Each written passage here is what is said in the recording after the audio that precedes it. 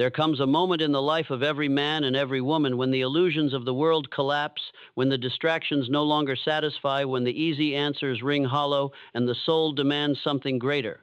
It is the moment when you must face the truth that all struggle is born within and all mastery begins within. The masses drift through life chained by reactivity. They flare in anger when insulted, they tremble in fear when challenged, they flatter when desperate for approval, they collapse when pressed by difficulty. Their minds are tossed about like leaves in the wind, their emotions drag them like a wild horse without a rider, and because they cannot govern themselves, they cannot govern destiny. You have been taught that struggle is inevitable, that chaos is natural, that success belongs to the lucky. But I tell you now, a law greater than any the world has taught. Struggle ends the moment you take full command of your inner world. When you master emotional detachment, when you discipline your mind, when you seize control of thought, you discover a power that makes struggle vanish. This is what I call the Creator Code, the hidden law by which all power, peace, and prosperity are born. For to be a creator is to rise above reaction. To be a creator is to govern thought, to command emotion, to discipline action, to shape destiny. And once you master this code, the chaos of life ceases to shake you. You become calm in storms, steady in trials, fearless in setbacks. You become the architect of your own life. The world teaches men to chase wealth, to chase approval, to chase happiness, but the Creator does not chase. The Creator commands. The Creator holds detachment as shield, discipline as sword, clarity as compass, purpose as crown. The Creator acts not from need but from principle, and therefore he does not struggle. He builds. I tell you a truth, as ancient as the pyramids, as enduring as the mountains. If you allow emotions to govern your actions, you forfeit your power. But if you command your thoughts, you command your future.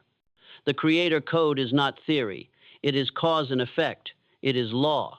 And it can be mastered in 7 days if you are willing to pay the price of discipline, if you are willing to detach from weakness, if you are willing to face yourself without excuse. Day by day, principle by principle, law by law, you can take control of your mind, and in doing so, you will take control of your life. You will discover that the chains of struggle were never forged by the world, they were forged by undisciplined thought, and you will break them. But to break them, you must begin here, with the first truth. Your thoughts are sovereign. The world may insult you, but only your thought makes it a wound. The world may frighten you, but only your thought makes it fear. The world may tempt you, but only your thought makes it desire. Command thought, and you command emotion. Command emotion, and you command action. Command action, and you command destiny. This is the Creator Code. Cause within, effect without. The untrained live as slaves to the effect. The master lives as ruler of the cause. Day 1. The law of mental neutrality. The first step in mastering the Creator Code is to conquer the battlefield of the mind by establishing what I call the law of mental neutrality. The average man does not think. He reacts.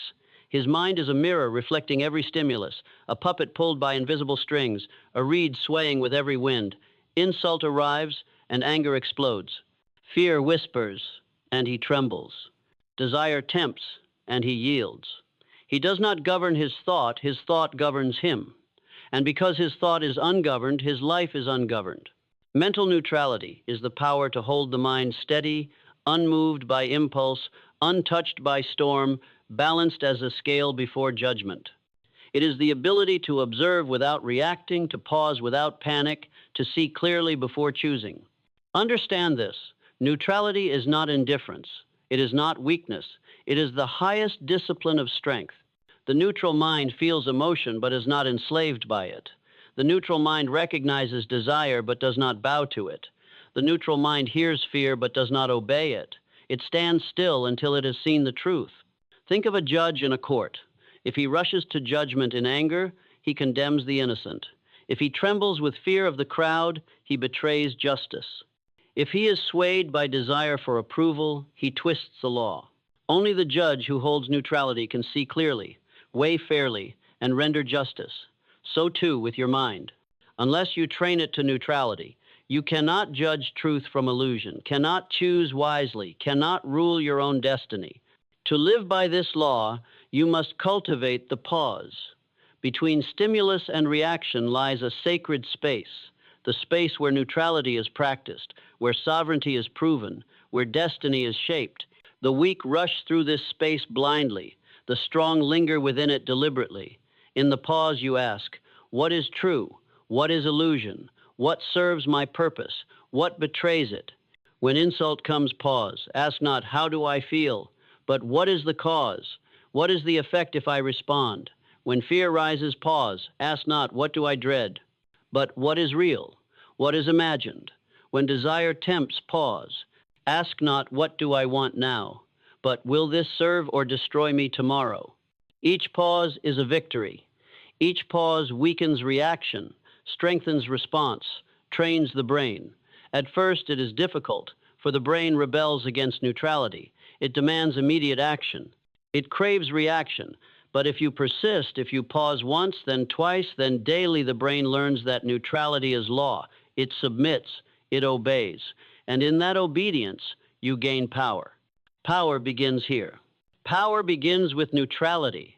For he who can stand still within controls all movement without. He who can pause a moment controls the events of years. He who can detach from reaction becomes immune to manipulation. The undisciplined can be provoked by insult, deceived by fear, seduced by flattery. But the neutral man is untouchable. He sees, but does not rush. He feels, but does not bow. He waits, and in waiting he gains vision, and in vision he gains command. This is the first law of the Creator Code. Without it, all else collapses. With it, all else becomes possible. Train neutrality, and you forge the foundation of mastery. Ignore it, and you remain a slave of impulse. Engrave this truth. Reaction is slavery. Response is mastery. The man who reacts is ruled. The man who responds rules. Day 2. The power of calmness. If the law of mental neutrality gives you balance, the next law gives you presence. That law is the power of calmness. Calmness is the crown of mastery. It is the sign that a man has conquered himself. For while the masses rage at insult, collapse in fear, tremble in uncertainty, the master remains still. He does not flinch, he does not fumble, he does not falter. His calmness is not absence of feeling, but mastery of feeling. His calmness is not weakness, but restrained strength, like an ocean held by unseen depth. The weak imagine calmness to be passivity. They confuse silence with surrender, patience with indifference. But calmness is the highest form of command. It is the proof that you have disciplined your mind so thoroughly that no storm can shake it, no fire can consume it, no temptation can drag it from its throne. Calmness is authority. When others panic, the calm man leads. When others despair, the calm man directs. When others lose themselves, the calm man becomes their anchor. Calmness under fire inspires trust more than any eloquence, more than any brilliance, more than any strength of body. For the world recognizes in calmness the presence of a sovereign soul. Think of the general in battle. His army wavers, the enemy advances, chaos roars. If he panics, his men scatter. If he rages, his officers lose heart. But if he stands calm, if his eyes are steady, his voice firm, his presence unshaken, his men rally, his officers regain courage, and the tide turns. Calmness wins wars. Or think of the leader in crisis. If he shouts and trembles, his people despair. If he blames and excuses, his people divide. But if he speaks calmly, if he declares with steady voice and unshaken conviction, we shall endure, we shall prevail, his people rise to his level. Calmness creates strength in others because it proves strength within. But calmness must be trained. It does not come by chance. It is not the gift of temperament. It is the result of discipline. You must daily place yourself in the fire of small trials and command yourself to remain still. You must practice calmness in moments of irritation, in hours of delay, in days of disappointment. Each time you restrain the tongue that longs to lash out, each time you breathe where you once would have panicked, each time you endure where you once would have collapsed, you forge calmness deeper into your nature. And over time, calmness becomes instinct. Insult arrives, and instead of anger, calmness speaks. Fear rises, and instead of trembling, calmness steadies. Temptation whispers, and instead of indulgence, calmness detaches. This is not apathy, this is command. Calmness sharpens perception. A mind in turmoil sees nothing clearly. A mind in calmness sees everything precisely. The undisciplined man makes his worst choices when panicked, for panic blinds him. The disciplined man makes his best choices under pressure, for calmness clears his vision. Thus, calmness is not only peace, it is power. Engrave this upon your heart. He who is calm cannot be conquered. The storm may roar, but he stands. The crowd may rage, but he endures. Fortune may turn, but he persists. His calmness proves that he is master, and mastery cannot be taken. This is the second step in the Creator Code. With neutrality, you gain balance. With calmness, you gain presence. Together, they make you unshakable. Day 3, the principle of thought first. If neutrality grants balance and calmness grants presence, then the third law of the Creator Code is the law of thought first. It is the principle that nothing is spoken, nothing is acted, nothing is chosen until thought has first taken its rightful seat upon the throne. The undisciplined man reverses this law. He acts first and thinks later. He lashes out in anger, then apologizes. He spends in desire, then regrets. He quits in fear, then mourns his weakness. His life becomes a string of retractions, a sequence of regrets, a repetition of errors. Why? Because he did not think first. Thought is the architect. Action is the builder. If the architect is missing, the builder erects chaos. If the architect is precise, the builder raises a temple. Every result of your life is nothing but thought given body through action. Poor thought, poor life. Disciplined thought, disciplined life. This is why I say, thought is cause, destiny is effect. If your thoughts are reckless, your destiny will be ruin. If your thoughts are disciplined, your destiny will be mastery. To live by the law of thought first, you must command the pause before every act. This is not delay, it is preparation. Before you speak, think, what do I intend my words to accomplish? Will this advance my purpose or betray it? Before you act, think, will this decision strengthen me or weaken me? Will it serve me tomorrow as well as today? Before you choose, think, am I ruled by impulse or am I ruled by principle? At first, this discipline is difficult. The brain craves immediacy. It wants the relief of reaction, the pleasure of indulgence, the escape of impulse.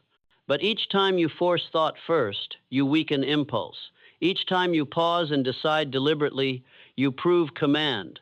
And with each proof, the brain bends. It learns that thought is law. Thought first does not mean overthinking. It does not mean endless hesitation.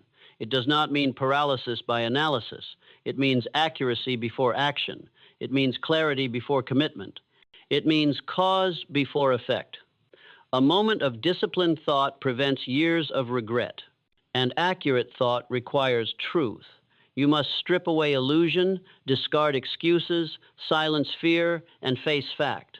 For if your thought is poisoned by self-deception, your action will carry the poison forward. Only accurate thought produces accurate result. Consider how this law shapes speech. The weak man speaks because he feels. The strong man speaks because he has thought. The weak man fills silence with noise. The strong man fills silence with meaning. The weak man regrets his words. The strong man stands by them.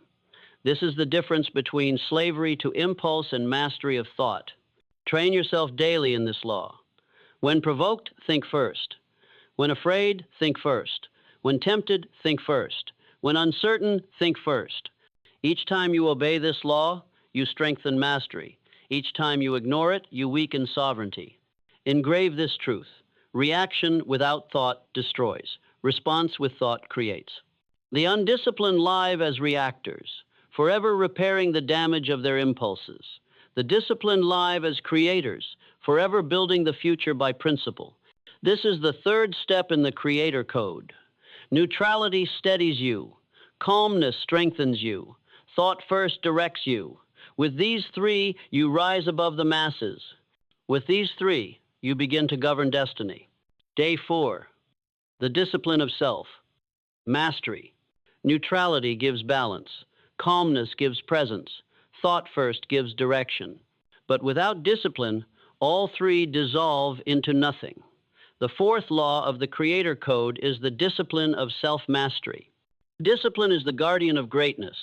It is the invisible hand that holds the reins when impulse demands freedom. It is the steady grip that forces the brain to obey purpose, not emotion. Discipline is the line between dream and achievement, between intention and destiny. The undisciplined man drifts. He wakes when he feels like it. He works when he feels like it. He speaks when impulse pushes him, indulges when desire tempts him, quits when fear discourages him. His life is ruled by mood, by whim, by circumstance. He may dream, but he will never achieve because discipline is absent. The disciplined man is different. He rises when he has decided, not when he feels. He works when it is hard, not when it is easy. He continues when tired, not when comfortable. He restrains his tongue when provoked, restrains his appetite when tempted, restrains his fear when tested. He does not wait for feeling, he acts from principle, and because he acts from principle, he wins where others lose. Discipline is not punishment, it is liberation. The undisciplined are slaves to emotion, slaves to weakness, slaves to circumstance. The disciplined are free because they have placed themselves under law. A man ruled by impulse is a prisoner of himself. A man ruled by discipline is sovereign of himself. Understand this, discipline is the bridge between cause and effect. You may know your purpose, but without discipline you will not reach it. You may think accurately, but without discipline you will not act upon it. You may dream of mastery, but without discipline you will collapse in struggle. Discipline is the force that carries thought into action and action into destiny. You must train discipline daily, as one trains a muscle. Begin with small acts. Rise at the chosen hour, even when the body protests. Hold silence when provoked, even when the tongue burns. Finish the task, even when fatigue demands surrender. Each small act of discipline is a victory. Each victory strengthens the muscle.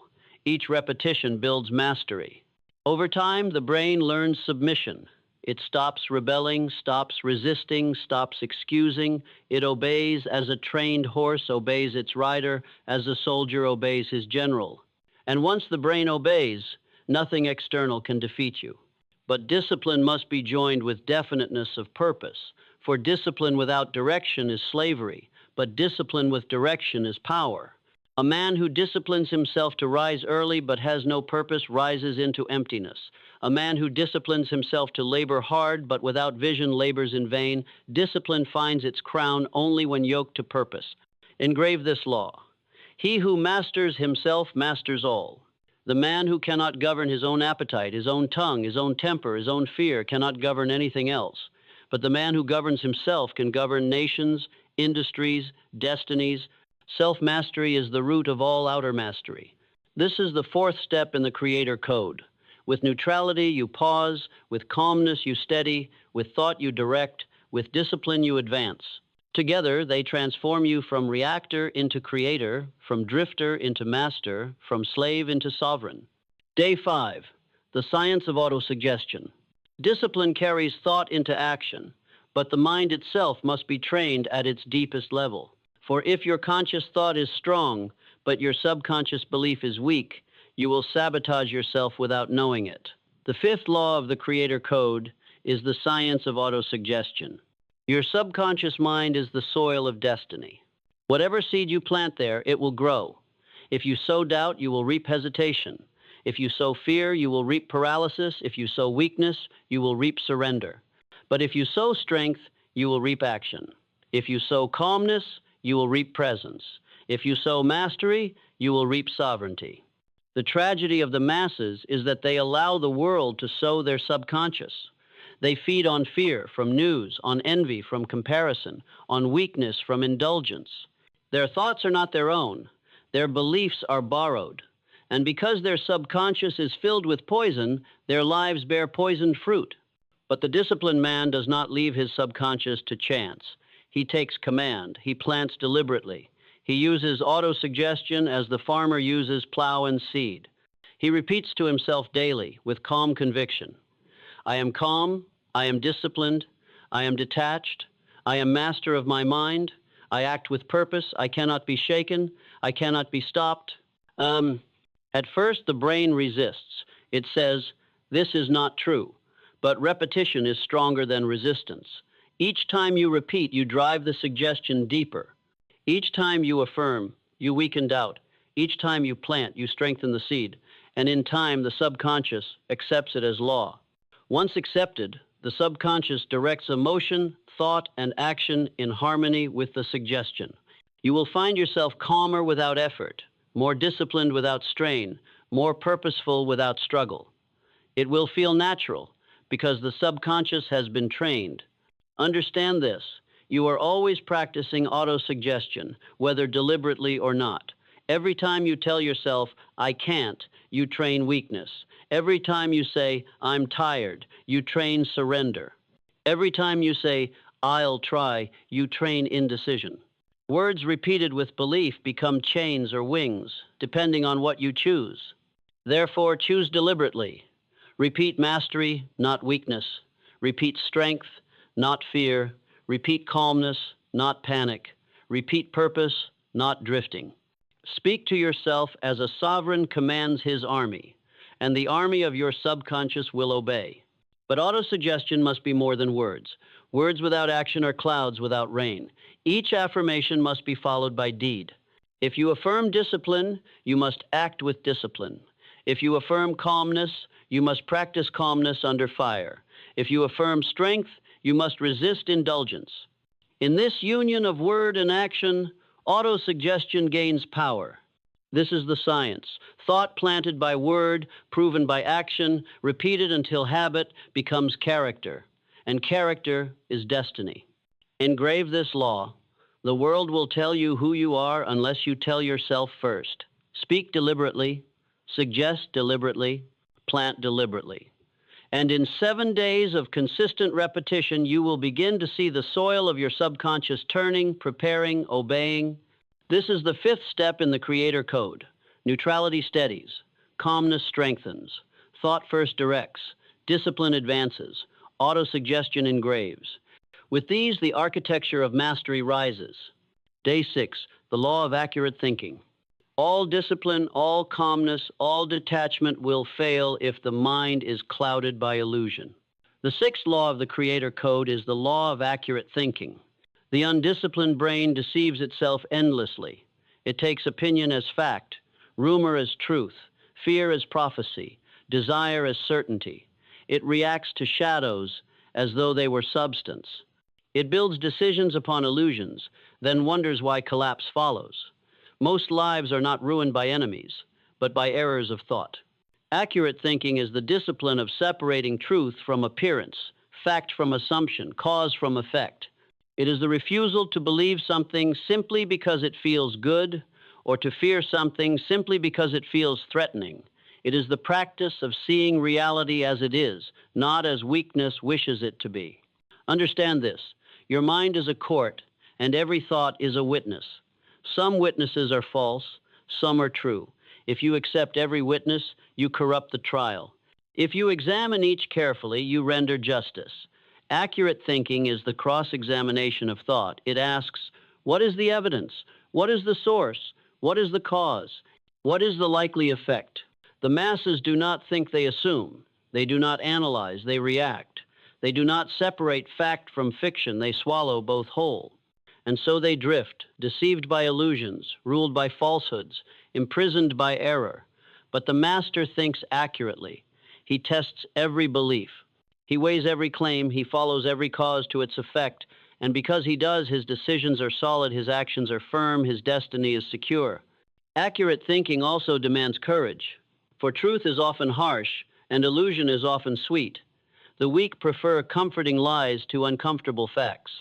They blind themselves to their own weakness, to their own responsibility, to their own power wasted. The strong face truth, however painful, because they know that truth is the only foundation upon which mastery can be built. When accurate thinking governs your speech, You stop exaggerating, stop deceiving, stop flattering. You speak only what is real, only what is provable, only what is necessary. Your words gain weight because they are accurate, and accuracy is rare. Men may resist opinion, but they bow before truth. When accurate thinking governs your choices, you stop wasting time on pursuits that cannot yield. You stop fearing what is imaginary. You stop chasing what is impossible. You direct your energy only toward what is real, what is possible, what is fruitful. And because of this, your power compounds while others dissipate theirs. Engrave this law. Error of thought leads to error of life. Accuracy of thought leads to accuracy of destiny. The man who cannot think accurately cannot live strongly. The man who trains his thought in accuracy becomes unstoppable because he moves in harmony with reality, and reality always wins. This is the sixth step in the Creator Code. Neutrality steadies, calmness strengthens, thought first directs, discipline advances, autosuggestion engraves, accurate thinking purifies. With these six, you are already above the masses. With these six, you are already sovereign in a world of slaves. Day 7, the crown of mastery over emotion. You have steadied yourself with neutrality. You have clothed yourself in calmness. You have learned to think before you act, to discipline your will, to engrave strength into your subconscious, to separate truth from illusion. Now we arrive at the crown, the final law, the law upon which all others rest. Mastery over emotion. For what are neutrality, calmness, thought, discipline, autosuggestion, and accuracy if not tools by which to govern emotion? Emotion is the raw power of the human machine. It is fire, and fire, left untamed, consumes. But fire, harnessed, illuminates cities, drives engines, forges steel. Emotion is not your enemy. Emotion is your servant. But it will serve you only if you take the throne. The undisciplined are ruled by emotion.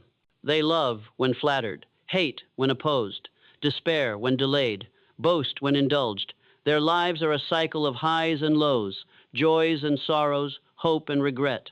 They are leaves blown by the wind of circumstance. They build nothing lasting because they control nothing within. The master does not kill emotion, he commands it, he takes fear and transmutes it into caution, into awareness, into alertness. He takes anger and transmutes it into clarity, into strength, into resolve. He takes desire and transmutes it into drive, into persistence, into purpose. He does not obey emotion, he directs it. This is why detachment is essential. Detachment is not coldness, not indifference, not apathy. Detachment is the refusal to let emotion sit on the throne. Detachment says, I feel fully, but I choose deliberately. I acknowledge fear, but I act by principle. I recognize desire, but I obey purpose. I sense anger, but I respond with clarity. Detachment is sovereignty over the storms within. Engrave this eternal law. If you allow emotions to govern your actions, you forfeit your power. But if you command your emotions through thought, you command your destiny. Look at the world. Men destroy fortunes in panic, destroy families in rage, destroy health in indulgence, destroy opportunities in fear.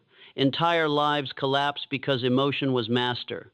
But history also shows us men who mastered emotion. Marcus Aurelius, in his Meditations, leading Rome through storms, reminding himself daily, you have power over your mind, not outside events. Realize this, and you will find strength. Lincoln, calm in crisis, refusing to let anger dictate, refusing to let despair conquer. Leaders, inventors, thinkers, all who endured had this one mark: sovereignty over emotion.